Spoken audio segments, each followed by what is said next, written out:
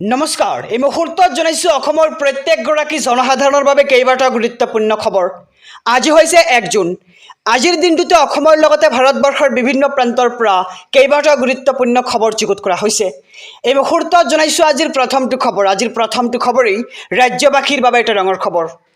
জুনৰ পহিলা দিনটোতে ভাল খবৰ ৰাজ্যবাসীলৈ। পুনৰ হ্ৰাস পালে গেছ চিলিণ্ডাৰৰ মূল্য।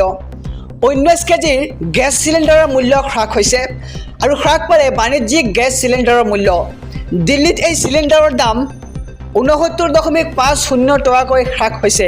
লগতে কলকাতাত 72 টকা, মুম্বাইত হ্ৰাস পালে 69.50 টকাকৈ আৰু আজিৰ পৰা কাৰ্যকৰী হোৱাকৈ নতুন নিৰিখ ধাৰ্য কৰা হৈছে। হাল সলনি ঘটা নাই ঘৰুৱা গেছ চিলিণ্ডাৰৰ দামৰ ক্ষেত্ৰত। আৰু জুনৰ পহিলা দিনটোতে ৰাজ্যবাসীলৈ ভাল খবৰ, কিয়নো এবাৰ হ্ৰাস পাইছে 19 কেজি বাণিজ্যিক গেছ চিলিণ্ডাৰৰ মূল্য। এই মুহূৰ্তত জনাইছো আজিৰ দ্বিতীয় নম্বৰ খবৰটো। আজি হৈছে 1 জুন, গতিকে আজিৰ দিনটোতে ৰাজ্যৰ কেইবাটাও নিয়ম হাল সলনি হৈছে, লগতে কেইবাটাও নতুন নিয়ম প্ৰযোজ্য কৰা হৈছে।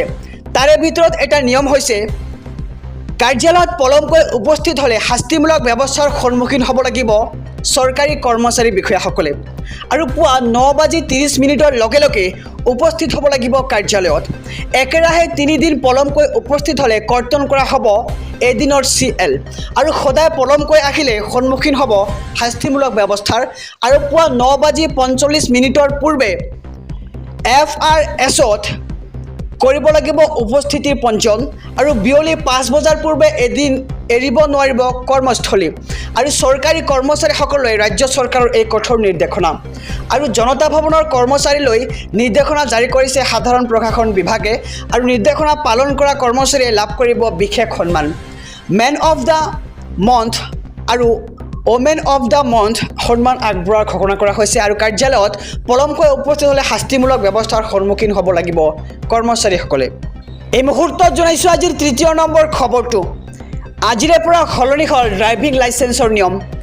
ভুল কৰিলে আপুনি ভৰিব লাগিব 25,000 টকা পৰ্যন্ত জৰিমনা। আৰু কোটি কোটি চালকলৈ ডাঙৰ খবৰ আহি পৰিছে। নাবালক সন্তানক বাহন চলাবলৈ দিলে ভৰিব লগা হ'ব পাৰে 25,000 টকা পৰ্যন্ত জৰিমনা। আৰু নাবালক চালকে তীব্ৰ বেগেৰে বাহন চলালে 25 বছৰ বয়সলৈ অনুজ্ঞাপত্ৰৰ বাবে অযোগ্য বুলি ধৰা হ'ব। আৰু তীব্ৰ বেগেৰে বাহন চলালে এতিয়াৰ পৰা ভৰিব লাগিব 2,000 টকাৰ জৰিমনা। লগতে বাতিল কৰা হ'ব বাহনৰ ৰেজিষ্ট্ৰেশ্যন।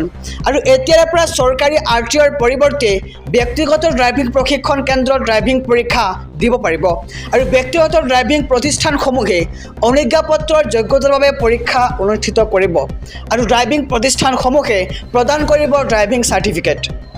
এই মুহূৰ্তত জনাইছোঁ আজিৰ চতুৰ্থ নম্বৰ খবৰটো। বৰষুণৰ পিছতে বৃদ্ধি পাইছে তাপমাত্ৰা। বৰষুণৰ পিছতে ৰাজ্যত সৰাসৰি বৃদ্ধি পাবলৈ ধৰিছে এতিয়া তাপমাত্ৰা। প্ৰচণ্ড গৰমৰ বাবে 24 ঘণ্টাত 55 জন লোকৰ মৃত্যু হৈছে। উৎকট গৰমে দহিছে এতিয়া সমগ্ৰ দেশবাসীক। কেইবাখনো ৰাজ্যত 50 ডিগ্ৰীতকৈ অধিক হৈছে তাপমাত্ৰা। আৰু দিল্লীত 52.9 ডিগ্ৰী চেলছিয়াছ অতিক্ৰম কৰিছে তাপমাত্ৰা। আৰু ৰাজস্থান, হাৰিয়ানা, পাঞ্জাৱ, বিহাৰ, উত্তৰ প্ৰদেশ, উৰিষ্যা, মধ্যপ্ৰদেশ, মহাৰাষ্ট্ৰত ভয়ংকৰ পৰিস্থিতি দেখিবলৈ পোৱা গৈছে। আৰু বিহাৰত হিটষ্ট্ৰ'কত মৃত্যু হৈছে 32 জনকৈ লোকৰ। আৰু উৰিষ্যাত উৎকট গৰমত 10 জন লোকৰ মৃত্যু হৈছে। বিগত 24 ঘণ্টাত উত্তৰ প্ৰদেশত মৃত্যু হৈছে 6 জনকৈ লোকৰ। আৰু ৰাজস্থানত 5 জন লোকৰ মৃত্যু হৈছে প্ৰচণ্ড গৰমত। আৰু অসমতো পুনৰ বৃদ্ধি হ'বলৈ ধৰিছে গ্ৰীষ্মপ্ৰবাহ। বৰষুণৰ পিছতে এতিয়া বৃদ্ধি পাইছে তাপমাত্ৰা। প্ৰচণ্ড গৰমৰ বাবে 24 ঘণ্টাত মৃত্যু হৈছে 55 জনকৈ লোকৰ। এই মুহূৰ্তত জনাইছোঁ আজিৰ 5ম নম্বৰ খবৰটো। ছলমান খানক হত্যা কৰাৰ ভয়ংকৰ ষড়যন্ত্ৰ। ছলমান খানক আক্ৰমণৰ ষড়যন্ত্ৰ কৰা 4 জনক গ্ৰেপ্তাৰ কৰা হৈছে। লৰেন্স বিষ্ণয় গেংগৰ 4 সদস্য গ্ৰেপ্তাৰ মুম্বাই আৰক্ষীৰ।